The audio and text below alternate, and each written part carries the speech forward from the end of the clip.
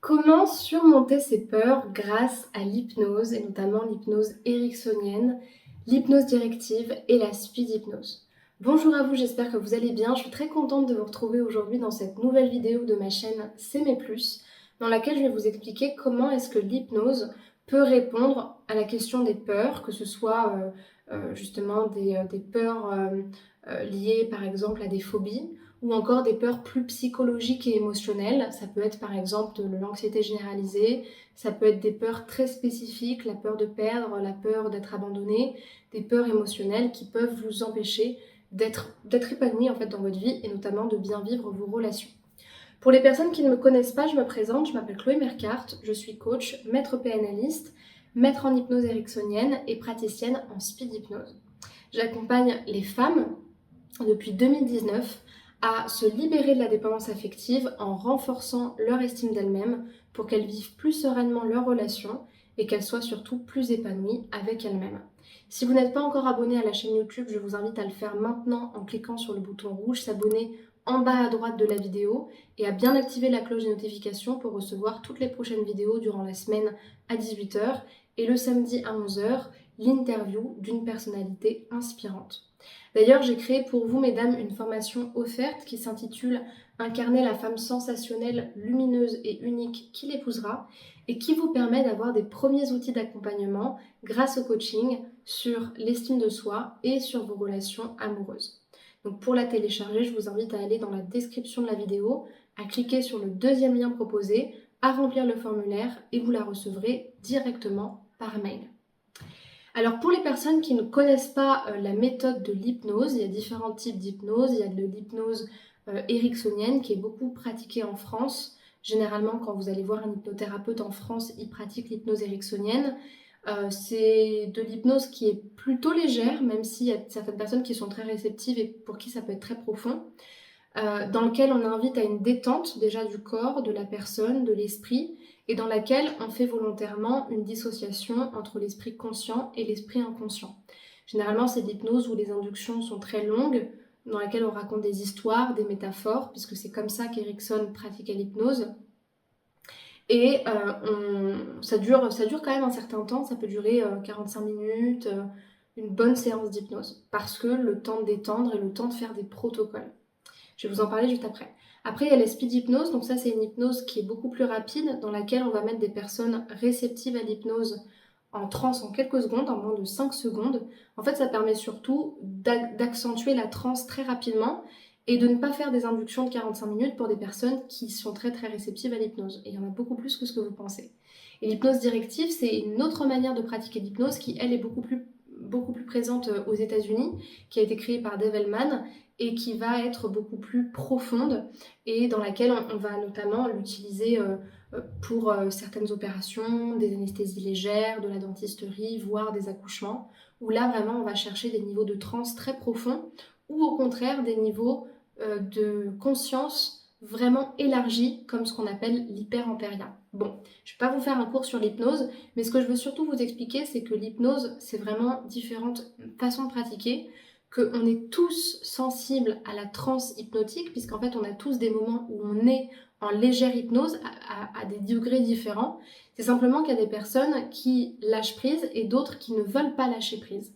Et on sait très bien, hypnothérapeutes qui j'espère sont tous formés et ne vous disent pas qu'il y a des personnes réceptives et des personnes non réceptives, qu'on a des techniques pour les personnes résistantes. Après, comme on dit, toute hypnose est auto-hypnose. Ça veut dire que si vous ne voulez pas être hypnotisé, déjà, personne ne va vous hypnotiser, personne ne va vous forcer.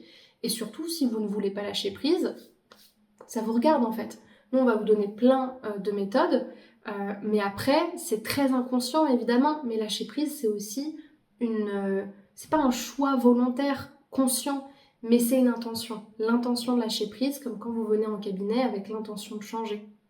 Donc voilà, juste pour remettre le contexte. Et donc, en hypnose, on a différents protocoles pour travailler sur les peurs.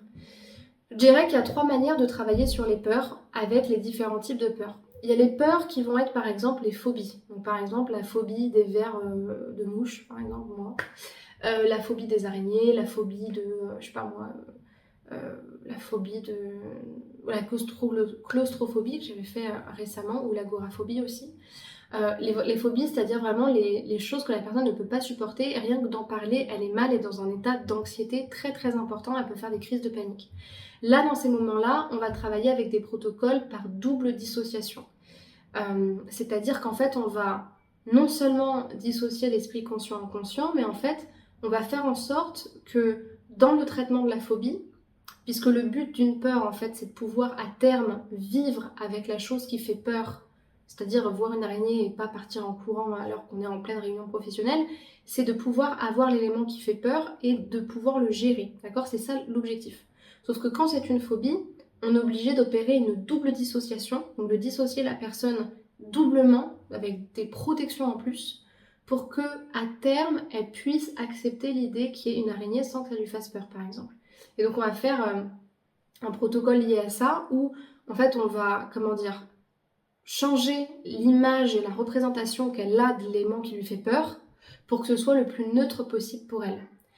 On peut aussi utiliser pour les phobies, et c'est également le cas pour les peurs, j'allais dire plus psychologiques, comme la peur de l'avion, la peur de prendre les transports, la peur d'être malade, la peur, plutôt des peurs assez comportementales, euh, je sais pas moi, la peur de mourir, la peur des choses qui sont assez concrètes, la peur je sais pas moi, d'avoir un accident par exemple, des choses qui sont vraiment des peurs d'anticipation concernant des événements. Il y a un autre protocole en hypnose ericksonienne qu'on utilise qui s'appelle la délocalisation des peurs par bouclage. Et donc là, ça va être un protocole où en fait, pareil, on va prendre une situation où la personne est très à l'aise, on va prendre la peur et en fait, on va lier les deux très progressivement jusqu'à arriver à un état où la personne peut réaliser sa vie sans craindre cette peur-là, ou si elle le vit, elle peut en fait le vivre bien. Donc elle peut prendre l'avion en étant tranquille. Pour les peurs qui sont beaucoup plus psychologiques, par exemple la peur d'être abandonné, la peur de ne pas réussir, la peur d'échouer, la peur de mourir, des trucs qui sont vraiment psychologiques et qui sont hors de la portée de la personne, on va beaucoup plus travailler avec un protocole qui s'appelle le processus de la peur des cénoïs. Parce que, en fait, dans l'histoire, les cénoïs, en tout cas c'est comme ça qu'on l'expliquait en formation chez Pinaps, c'est un peuple, je crois, amérindien qui remonte. Et apparemment, dans cette tribu-là, on apprenait aux jeunes cénoïs à affronter leur peur en les laissant, je crois, 2 jours dans la forêt tout seuls. Et en fait, ils devaient affronter une sorte de grosse bête, en gros, hein, pour ne plus avoir peur. Et en fait, on va reprendre ce procédé-là, entre guillemets, euh, en, en allant en fait explorer une découverte de la peur par la personne, mais en toute sécurité. C'est-à-dire qu'en fait, on va représenter la peur par différents symboles que la personne va elle-même nommer quand elle s'est en transe. Et en fait, à travers ces différents symboles, elle va à chaque fois enlever la couche de peur qu'il y a pour regarder la peur sous différents aspects et finalement se rendre compte qu'elle a beaucoup de choses en commun avec elle, qu'elle a beaucoup à en apprendre et que cette peur regorge d'un trésor. Et ce trésor-là, elle va le découvrir durant le protocole et la peur va lui donner un cadeau significatif de son pouvoir personnel. Donc vraiment, on peut travailler ça. Après, plus généralement, en hypnose ericksonienne, les peurs, on peut les travailler avec des métaphores, avec des histoires qui vont permettre à la personne d'apprendre comment gérer ses peurs. Donc l'hypnose pour les peurs, c'est vraiment quelque chose de très très utile, que je conseille plutôt de travailler en hypnose plutôt qu'en PNL parce que c'est beaucoup plus intérieur, c'est généralement émotionnel, c'est pas forcément ça peut être lié aux croyances, mais si vous voulez l'impact d'une croyance par rapport à une peur, la peur l'emportera toujours parce que la peur, elle est intrinsèque, elle est liée à l'inconscient directement et à l'état émotionnel.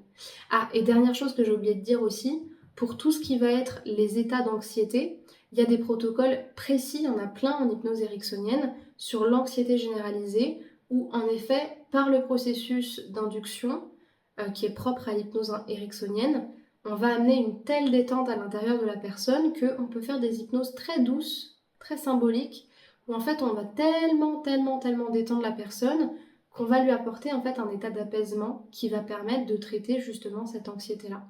Maintenant, je trouve que c'est bien que l'hypnothérapeute vous apprenne aussi, notamment pour les personnes anxieuses, des méthodes d'auto-hypnose. Moi, je l'apprends à mes clients en séance pour qu'après, elles puissent le refaire toutes seules, voire même les personnes que j'accompagne en coaching individuel, je leur renvoie les protocoles pour qu'elles les aient à disposition et qu'elles puissent les refaire de leur côté. Voilà pour cette question.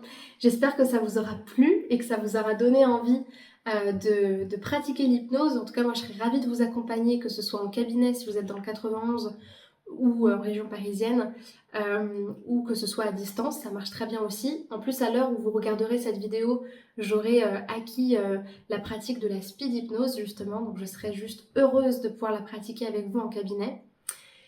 Et si vous avez des questions sur l'hypnose, vous pouvez me les poser ou me laisser des commentaires sur votre expérience, sur vos questions peut-être, sur la manière de la pratiquer. Pour les personnes qui justement veulent la pratiquer avec moi et se lancer et se dire allez hop, j'ai envie d'aller dans le cabinet de Chloé et de vraiment pratiquer l'hypnose et voir ce que ça peut m'apporter, je vous invite à cliquer sur le premier lien dans la description de la vidéo et à réserver votre appel offert de 15 minutes pour qu'on fasse le point ensemble sur votre situation, sur votre objectif et que je puisse vous expliquer comment je travaille afin qu'on programme une première séance de coaching. Si vous avez plutôt envie de suivre une formation, je vous laisse regarder dans la description l'ensemble de mes formations. Donc j'ai des petites formations très ciblées qui sont très accessibles sur des sujets précis. Et ensuite, j'ai un grand programme de formation qui dure de 3 à 6 mois sur la dépendance affective, comment on s'en libère pour pouvoir être plus heureux dans ses relations. Donc je vous laisse regarder toutes ces formations-là. Il y en a sur la rupture amoureuse, les relations toxiques, la dépendance émotionnelle, l'estime de soi ou encore la séduction amoureuse. Et pour terminer, je vous invite à me rejoindre sur les réseaux sociaux, notamment Spotify, TikTok, YouTube, Facebook, Instagram, pour pouvoir m'écrire en privé si besoin et suivre mon contenu au quotidien pour avancer vers plus d'amour de vous-même. Merci beaucoup pour votre attention, prenez bien soin de vous et à très bientôt pour une prochaine vidéo. Au revoir.